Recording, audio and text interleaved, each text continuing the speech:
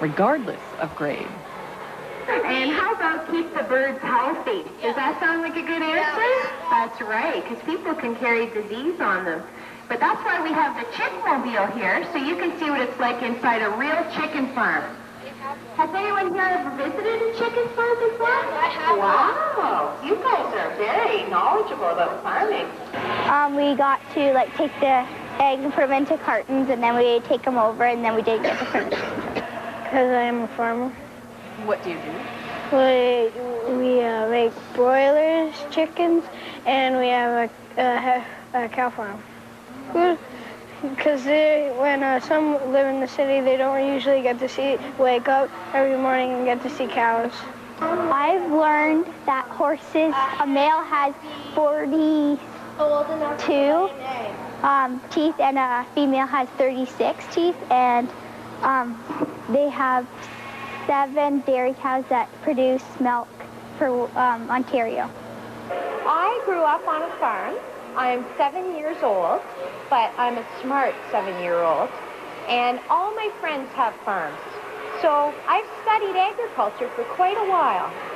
I think she's kind of cool. I think it's exciting. The kids really took to her right away. As soon as they saw her, they were like, oh, let's go see what this is. So I think it's a really good thing to attract the kids' attention and to get them a little interested, and I'm sure she's got lots to teach them.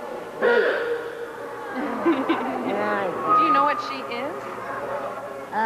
No. She's a robot.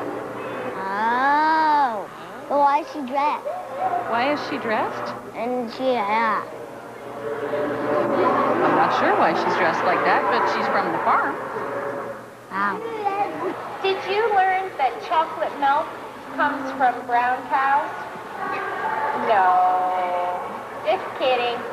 I'm a bit of a jokester. As a spokesperson for farm animal awareness, Oprah's job involves more than merriment. She's got a hefty mandate determined by industry partners in the Ontario Farm Animal Council, delivering factual information. So instead of waiting for an issue to come up, look for ways of being more interesting, more exciting with our targeted audiences. OPRAH was one way of doing that. I think OPRAH will be a big hit with children at different events. She's a great character to interact with, so I think it'll be a super addition to that. She's fun to look at, so it would be really attractive to young children. She's very knowledgeable. She's had a lot of training, so she's got a good background. Well, most kids today know more about dinosaurs than they do about farm animals. So almost anything I can talk to them about farm animals is news. The kids learned what kind of different breeds the pigs were. We saw some 5-day-old pigs, which was really exciting. What they eat, different stuff that they eat. Agriculture encompasses many areas. OPRAH's partner in getting the word out is a new OPAC website. FarmIssues.com is designed to be current, accurate, and relevant with daily updates and interactive games. FarmIssues.com is kind of a one-stop shopping website, we hope, for all aspects of the non-agricultural public, whether it's teachers or students or kids just looking to play a game or the media. There's a little bit of everything. Virtual tours, action games for kids, a photo library for realistic agricultural animal pictures. FarmIssues.com is another interactive way of making agricultural information fun. Target is anybody who doesn't know about animal agriculture, so that it's a pretty narrow focus. So that could be anybody from retailers in grocery stores to school kids and their teachers to visitors to the CNE. A couple of weeks ago, we spoke to a couple hundred Girl Guide students and told them about FarmIssues.com and the things that they can find on it if they're doing school projects. We're working with OWAFI. They distribute all of our resources for us. They also just recently gave us their seal approval, which means that we are the first website in Ontario to receive an approval from them for having an educational resource that actually isn't tangible. It's an online virtual resource. Both FarmIssues.com and OPRAH represent OFAC's efforts to be more edgy with educational initiatives. The projects are receiving an A+ from Ontario Agri-Food Education. Still to come, Mark Murphy looks at Veggie-mobiles. But first, I'm Fred Forster, and right after the break, I'm going to talk with Ontario's new Chief Veterinarian, Dr. Deb Stark. Premier Bathrooms brings freedom to your life. Thousands like you have difficulty getting in and out of the bathtub or a fear of falling. Well, you don't have to worry anymore. Premier Bathrooms custom bath enclosures are easy to step into, feature sturdy hand grips and safety bars, secure locking mechanisms, and comfortable seats. You don't have to worry about getting in and out of the tub, and you can feel safe. All models come with Premier Bathrooms hydrotherapy jets to ease away tension and pain. Installation can be done at your convenience. And absolutely, every Premier Bathroom tub is backed by an unconditional, no-nonsense guarantee on all parts and labor. Call now, and Premier Bathrooms will send you a free information kit. Call 1-800-843-3150.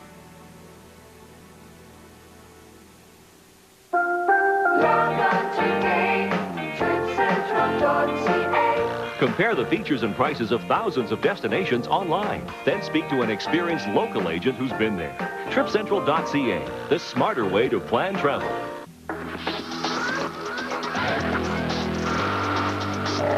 While the Hyundai Tucson is designed to excite all the senses, it also provides you with a sixth sense in the form of electronic stability control, a safety feature that anticipates trouble, then automatically intervenes, reducing the likelihood of a rollover.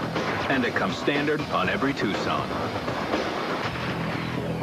The 2006 Hyundai Tucson, proof that as senses go, you can never have too many. Scott Towels is changing its name to Sponge Towels. Why would they do that?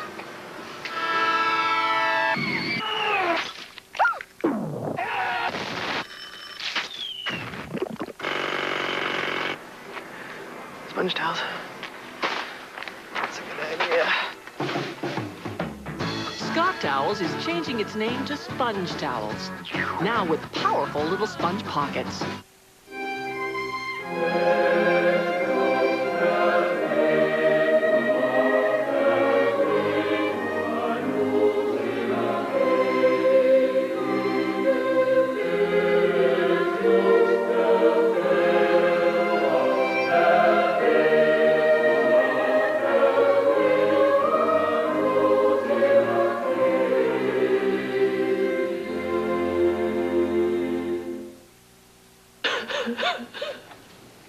No one will notice. You know, the short side looks good. Change is good. Sometimes. So we changed our box, not our tea. I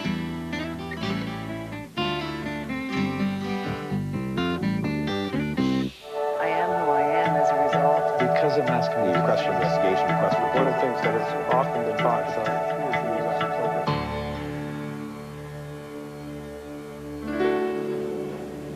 Earlier this year, the Ministry of Agriculture and Food and Rural Affairs established the office of the Chief Veterinarian of Ontario. Dr. Deb Stark is the former Assistant Deputy Minister for the Agriculture and Rural Division of OPRAH. She comes to the office of Chief Veterinarian with a strong background in research, diagnostics, and emergency planning. Well, Dr. Stark, why was the office of the Chief Veterinarian created? There's a growing understanding that animals have a significant impact on human health, on the environment, and of course on the animals themselves. And in Ontario specifically, this was a recommendation of Justice Haynes. He did a study of our meat inspection system last year, and he said we have a great system, but we can do better. And this was one of his recommendations. So as Chief Veterinarian, what are your goals for the short term and for the long term? Short term, spending a lot of time meeting the various players. This is very complex. There's many ministries involved, different levels of government involved. Industry, of course, very interested in this issue, so meeting those. The minister, when he chose to create this position, gave me some very specific tasks. He asked that, first of all, I take the lead in animal health or food-related events for the province, of course, but to be out there and making sure things are happening if we do get into those situations. He asked that we take a look at the need for more animal health powers And he asked that we take a look at and develop some kind of a strategy to make sure we do have all the pieces in place to prevent and detect serious animal diseases before we do get into trouble. I guess you are also part of a nationwide team in that regard, aren't you? Absolutely. There's a chief veterinarian for Canada, and he's very involved in the national and international stage, and there are chief veterinarians in all the provinces now. So the Animal Health Act, that's one of the first things, I guess, on your agenda of things to do or whatever. Why is that so important? What will it do? Yeah. First of all, I think it's important to understand that the minister said we need to look and see whether we need an Animal Health Act, not conclude that we do need one. So it's an exploratory kind of thing. There's incredible powers under the new Food Safety and Quality Act. We also have a lot of power under health protection and promotion if it's a public health issue. Where we fall down is if it's an animal disease that's quite devastating to the industry. And we had an example of that last winter. There was a disease in the poultry industry, and we could cajole, coax, communicate, but we really didn't have any abilities to move aggressively on that disease, and it could have been quite devastating. The other place that there's a bit of a gap is when we have a new animal disease and we don't know what it is. And there's a statistic that's being thrown out quite frequently that says that 70% of the new human diseases are actually linked to animals. So when we have a new animal disease, we don't know yet whether or not it's a food safety problem. We don't know yet whether it's a public health problem. We just know it's new. We don't know what it is, and it would be very good to be able to take control of that and study it and test it and deal with that before we found out the hard way that it was going to be a problem for us. So those are the two things that I think an Animal Health Act could do for us. It's interesting, that crossover between animal health and human health. And of course, we have a medical officer of health, and I suppose we could think that you're the equivalent when it comes to animal health. What opportunities do you see to work together with the medical officer of health? We already have. Dr. Sheila Bazerer, who's Ontario's Chief Medical Officer of Health, was one of the first phone calls that I received. And we worked together in two situations already. One was a situation in children where they had E. coli and they did drink raw milk, and exploring that linkage or potential linkage. Another one was when we had an incident at one of our meat plants, and we were concerned about the meat that was going out and being sold. So we've already been involved in a couple of events, and we are sitting down next week actually to talk in more general terms about our roles and responsibilities. But I do think I want to emphasize that this isn't new, that the Ministry of Agriculture and Food and the Ministry of Health have worked together for a long time on these issues. I'm just another piece in the puzzle. It's not a brand new relationship at all. Would it be more focused, more concentrated in one? More focused, a point person to call to make sure that things are happening, a more senior position to have more strategic discussions possibly, as opposed to just the individual events. Right. But the system's been in place to have those two ministries working quite closely for quite a while now. Yes, of course. Well, how will the Office of the Chief Veterinarian relate to the development of the Federal Ontario Emergency Response Plan and against foreign animal diseases? Yes. Well, there is a plan. This province does have a signed agreement with the federal government about what we will do in the event of a foreign animal disease. And the federal government is committed to notifying the province quite early. And in return for that, the province is committed to bring our resources to the table and to make sure that we're there to help them with the environmental issues, with the movement controls, with the human issues, so that they can get on with what they need to do, which is fight the disease. This particular role in this office is kind of a point person. So I need to make sure that that provincial commitment is there, that that relationship happens, that we're there. I think we also need to and already have started talking with the industry. They're quite interested in how they can fit in, and they've got incredible ability to help us out. And we've already, the federal government, myself, and the industry sat down to talk about formalizing that relationship. So we'll continue to evolve that plan. We'll get to the next level of detail. We'll continue to practice it, which is an important piece. It's not just a piece of paper. It is something we actually have lived and breathed, and we will know how it'll work.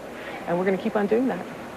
In sum, then, to wrap up, we've been talking for the last few years about harmonizing and standardizing across the country, and really this is part of coordination and communication. I think this is what this office is truly about. It's the coordination, communication, making sure we understand where the gaps are, filling those gaps, and continuous improvement, so that we're all in better shape than we are today in terms of animal health and related food events. Okay, well, Dr. Stark, Deb Stark, thanks very much for talking to us today, and congratulations on your appointment. Thank you very much. Veggie vehicles may be the front line in Canada's fight to combat climate change. Up next, Mark Murphy shows you why you should make your car eat its vegetables. You don't have to suffer. Premier Bathrooms brings freedom to your life. My wife had a fear of falling in the bath. I was having difficulty getting in and out the regular bathtubs. Premier Bathrooms' custom bath and shower enclosures are easy to step into, feature sturdy hand grips and safety bars, secure locking mechanisms, and comfortable seats. Every Premier bathroom tub and shower is backed by an unconditional, no-quibble guarantee on all parts and labor. It feels so safe. That's what I like about it. You don't have to worry about getting in and out. Very, very happy I've got it. What better thing is there? Premier walk-in baths come complete with bath fittings and accessories to bring value and beauty to your home. Ease away tension and pain with Premier Bathrooms' patented hydrotherapy jets. Premier Bathrooms has meant freedom and safety to thousands of customers across Europe and North America. Call 1-888-567-6718 for a free information kit.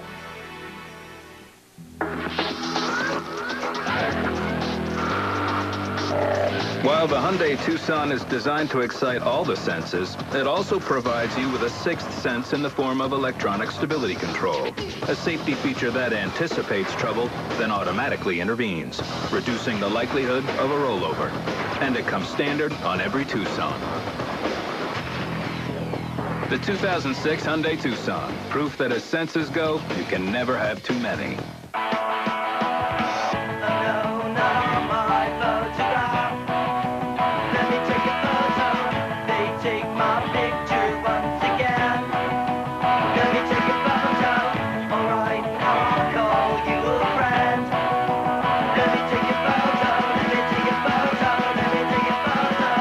The HP PhotoSmart 475 is the only portable printer that prints up to 5x7s without a PC. Brilliantly simple. For over 30 years, Chapman's has been making ice cream for your family to enjoy. And we recognize the special needs arising from certain food-based allergies. At Chapman's, we're totally committed to our peanut nut-free delicious ice cream products. So when you really need to be sure, just look for the red peanut nut-free flag on our packaging. From our family to yours. Chapman's. Ice cream that's good for the kid in all of us. What brand of vitamins and minerals do you recommend? I recommend Jameson. In a recent survey of Canadian doctors who recommend supplements to their patients, 2 out of 3 chose Jameson.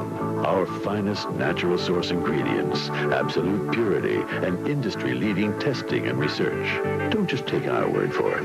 Ask your pharmacist or doctor which brand they recommend.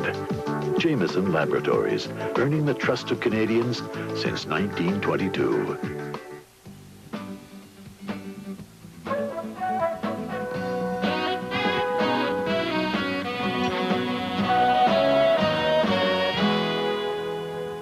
Farmers in Ontario are looking to alternate sources of energy on their own farms using a variety of wind and solar technologies. This solar wall at Burlington Steel Care is also used on farms around the world to dry all kinds of crops ranging from grains and rice to fruit and tea, even rubber. Here in Canada, it's used on farms to heat chicken barns and dry manure. Meanwhile, here in this farm machine shop, an ordinary steel wall that's been painted black and offset behind an exterior covering of clear fiberglass panels has been turned into a simple but ingenious solar heater. The wall has been cut at the bottom, and it's been cut at the top, and what happens is that the sun beats through the fiberglass panels, heats up the black wall, that heats up the air in turn, and the air rises behind this wall and comes out the top. Ontario farmers are successfully using small and larger scale wind and solar generation to cut costs. But it's complex. It's like running a second business. But for some, it's worth it, even in a modest way. John and Helen Hill use a hybrid system for reliability for those days when the sun shines or the wind blows to pump water for their nursery business. The system can be also used to water cattle and power electric fences. Yes, we're quite proud of the system. If your location has enough wind or sun, it might be worth looking into solar or wind power as alternative energy sources.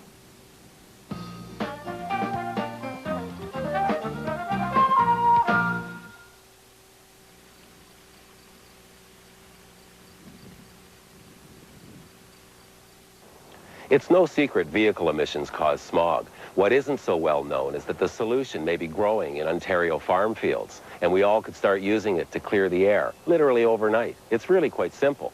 You are what you eat, right? Well, the same applies to your car. Just change its diet, and you'll ease its toxic belch. Like most of us, it just needs more vegetables. And don't worry, if your car was built after the 1970s, manufacturer warranty will cover up to a 10% vegetable-based fuel, and your car will run much cleaner, with no need for any modifications. The fuel's available, so we could all start the weaning process almost immediately. No fuss, no muss, no extra cost, and we'd all breathe a bit easier. Go figure. These are exciting times. The seeds for vegetable-based car fuels have taken root and flourished in Ontario, and it appears they're now about to bloom. Ethanol, an environmentally friendlier and renewable car fuel made from Ontario cornfields, is a perfect example. More than 15 companies in Canada are already serving up an ethanol light diet for your car. Gasoline enhanced with 5 to 10% ethanol at about 1,000 gas bars across 6 provinces. In Ontario, it's on the menu at all UPI and Sunoco stations, as well as others. Sales are accelerating, but we don't produce enough in Canada to meet the demand. For now, most of the ethanol is being imported. Ethanol is just taking off like a rocket in the United States. This year, the United States is going to produce something over 2 billion gallons of ethanol. The renewable fuel standard being debated in Congress between the House and the Senate would visualize taking that up to about 5 billion gallons by 2012. That's obviously a huge increase in ethanol usage. This year in the United States, there's about 66 operational plants today. Going to be another 3 coming on stream, one of which is in Michigan. In the last decade, there's been 1 plant built in Canada. Something's wrong here. Governments agree, and things are about to change. The Ontario government has successfully invested millions to seed ethanol production in the province, and several new plants are planned. And the federal government has recently drafted ethanol to the front line in Canada's fight to stem climate change. They aim for 35% of all gasoline sold in Canada to contain 10% ethanol by the year 2010, more than quadrupling our current production to about 1 billion liters per year. Ethanol reduces our greenhouse gas emissions by 10-15% on a 10% blend. This is all about starting the replacement of fossil fuels. I think the best way to think of this is corn is it's food and all those good things, but it's also carbon and hydrogen chains. What was oil in the ground? But carbon and hydrogen chains from plants and animals millions of years ago. If you think of Ontario, we import every bit of fossil fuel energy, our natural gas, our oil, etc., and yet we produce lots of corn out there. What we need to do in Ontario is get the processing plants here. Otherwise, we're going to be shipping the corn to the U.S. or somewhere else, and they make it into products. Ontario produces about 173 million liters of ethanol a year right now. On top of that, we import another 100 million liters. The demand for ethanol in Ontario has increased by about 350% in the last 4 years. That would tell us there's demand for the product. What we're trying to do is cultivate more ethanol plants in Ontario and take advantage of the corn that is produced locally and access to U.S. corn, but make sure the jobs and the processing is in Ontario. Vegetarian cars are nothing new. In fact, Henry Ford designed the Model T in the early 1900s to run on vegetable-based fuel. And as they say, everything old can be new again. Vegetarian vehicles may be the way of the future, and perhaps the most telling sign is right behind me, the new breed of SUVs. They're designed to run on up to 85% ethanol, or E85. Right now, E85 is only sold at one gas station in Canada, Roy Barber Services Limited on Bank Street in Ottawa. But obviously, major car manufacturers are confident that's about to change. Yeah, indeed we are. E10 has been around for a number of years. That's the 10% ethanol, 90% gasoline blend. And then the next step is E85, 85% ethanol, 15% gasoline. It's a renewable fuel. It certainly has a proven track record. We have about something in about 16 to 20,000 of these vehicles on the road today that do operate on E85. So we see the infrastructure growing and the potential is certainly there. And we don't have to look far to see that potential. Over 3 million E85 vehicles travel the roads south of the border, and more than 1 million new ones are produced each year. In Ontario, we predominantly use corn to produce ethanol, but the opportunities to clean the air and lessen our dependence on foreign fossil fuels seem endless. That ethanol can be produced from anything that was once alive that can be converted into alcohol. So wood chips, wood biomass, wheat, any starch content source can be used to make ethanol. We've always said agriculture, and look at all of our ministries, agri-food, whether federally or provincially, it's agri-food. And I'm saying we have met the challenge of food, so now let's start to move more and more of our product into the fuel area and thereby solve problems using agriculture. We've all seen that big puff of black diesel or the dirty car fumes.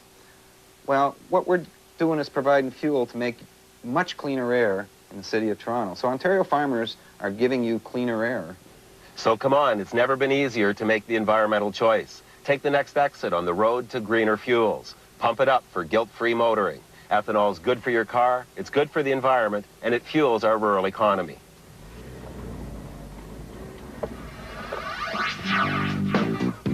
Well, that's our show for this week. We hope you'll join us again next week when we bring you more of the farms and faces, the people and the places of town and country Ontario. And don't forget, you can watch our stories anytime just by visiting our website.